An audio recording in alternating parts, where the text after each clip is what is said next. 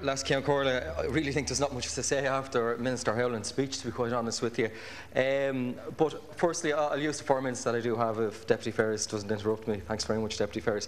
First and foremost, the idea of selling any of our non-strategic state assets arose out of the collapse of our economy and the funding difficulty that the state had back then and the state has now.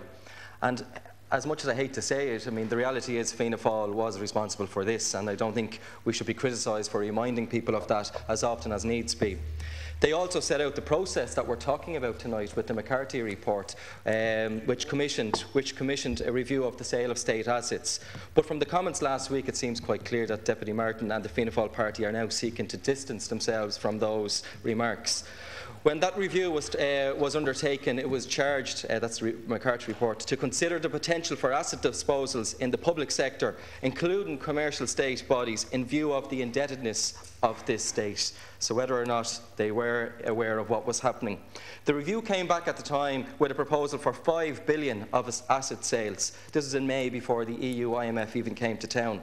But whether we like it or not, we are now in a programme of support from the IMF or the IMF EU, and raising state finances through sale of asset sales is part of our agreement with them. This is the reality of where we're at, whether we like it or not. We're in a funding programme with other European countries and the IMF because we can't pay our own bills. A huge proportion of these bills are the result of the burden placed on us by the disastrous initial bank guarantee. But either way, this is where we're at. And as difficult as it is, I do believe that this government is dealing with it. And we can differ on whether it's right or wrong, but my belief is that I think it is the way to go. And I do think it would be very easy to stand here and suggest that none of this is necessary. I think that's the easy option, and that's with no disrespect to anybody within the Sinn Féin party, but that is my firm belief. The easy option is to say what we're doing is wrong. You know, I mean, at the end of the day, it'd be easy to say that we don't have to sell anything and that we can easily find funds elsewhere to invest in jobs and reduce our debt. This is simply not the case. So let's have a debate that recognises that this is where we're at, and we do have to do what we're going to do. And selling state assets that we've built up over generations doesn't give me any satisfaction, and it doesn't give me satisfaction to come in here tonight and talk about this, but I'm trying to deal with the situation that we're in. And can I say, I have great admiration for any of the workers within the ESB networks or Bord Gosh and the services and facilities they've built up over the years. And I would like to see that they have a full say and that their interests are kept at mind when any of these assets are being sold.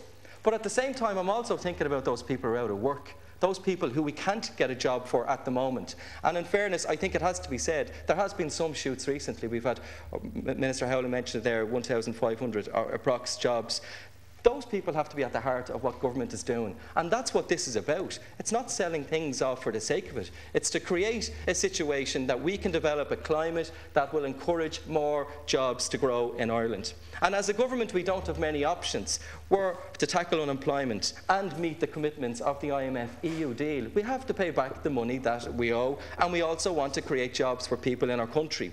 And the proposal to raise $3 billion, or to raise $3 billion in the sale of these non-strategic state assets does have a bit of a carrot in it. There's the possibility of putting back, if we manage to raise $3 billion, $1 billion back into the state that can actually be put into work, into creating jobs that can give people dignity. That dignity that you and I have here to come out here and do a day's work. That dignity that people call for on a daily basis, and we're not in a situation to provide. And I think if that's what we can do at the end of the day, that we can manage to scrub up €1 billion that creates a climate that allows more people, more mothers and fathers, brothers and sisters to go out and live with dignity in this country and feel that they're valued citizens. That's the main obligation of this state today, is to do that. I thought I wasn't going to reach the 4 minutes, but I assume I have. You're well over it. Oh, well over it. Well, thanks for letting me stay.